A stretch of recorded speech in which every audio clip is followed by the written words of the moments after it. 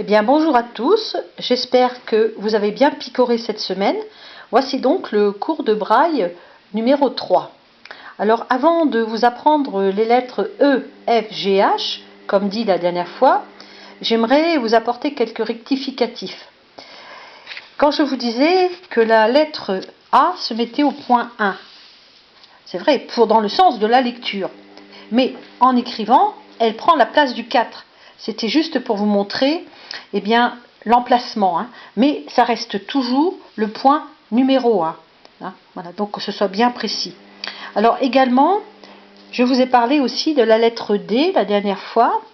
Donc la voilà, 1, 4, 5. Donc on dit toujours les choses dans l'ordre. La dernière fois, quand j'ai écrit, j'ai dit 4, 1, 2. Ce qui n'était pas bon, c'est 1, 2, 4 pour écrire. Voilà. Donc je remercie mon amie Sylviane pour ses corrections. Et donc voilà, maintenant on va passer. Je vais quand même avant tout vous répéter les lettres que vous avez déjà prises. Alors le A qui s'écrit au point 4, à la place 4, mais qui reste toujours dans le sens de la lecture au point 1.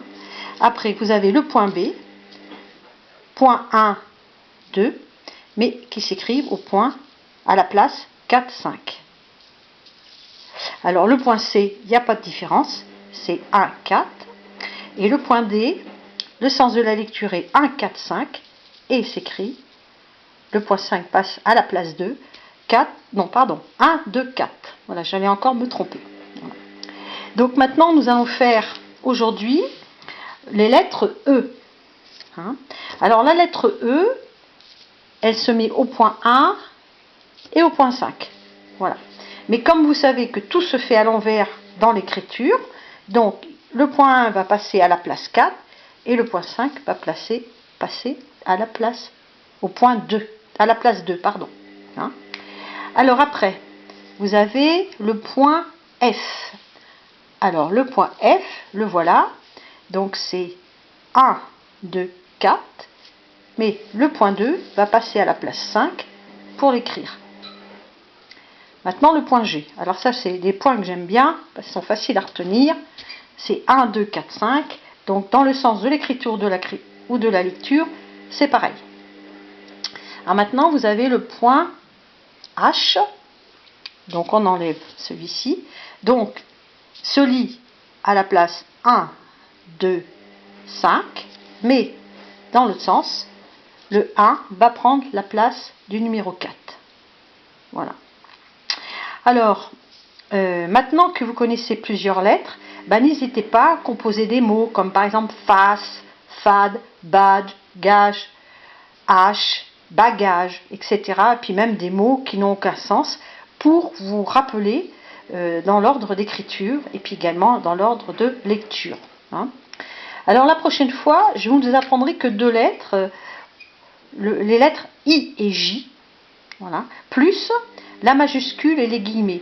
Donc je vous expliquerai la prochaine fois pourquoi je m'arrête à J. D'ailleurs, je vous encourage à bien connaître les lettres de A à J, parce qu'après, quand vous connaissez toutes ces lettres, tout est très facile après, dans la suite, pour votre apprentissage. Alors, je voudrais quand même, avant de finir, répondre à une question d'une amie qui vit en Espagne. Elle m'a demandé si on pouvait écrire en braille en Espagne, mais bien sûr, il n'y a aucun problème. Par contre, les points qui correspondent au français ne correspondront pas aux signes en Espagne, en espagnol. Disons, ce ne sera pas la même chose. Je m'explique. Par exemple, le N, où il y a un petit tilde dessus, va correspondre au I tréma en français. Voilà. Donc, il faut choisir le braille que l'on veut apprendre, ou alors, si on a une bonne mémoire, on peut mémoriser les deux sens. Voilà. Donc, la prochaine fois, I, J, la majuscule et les guillemets. En attendant, picorez, picorez pour vous entraîner. À plus tard.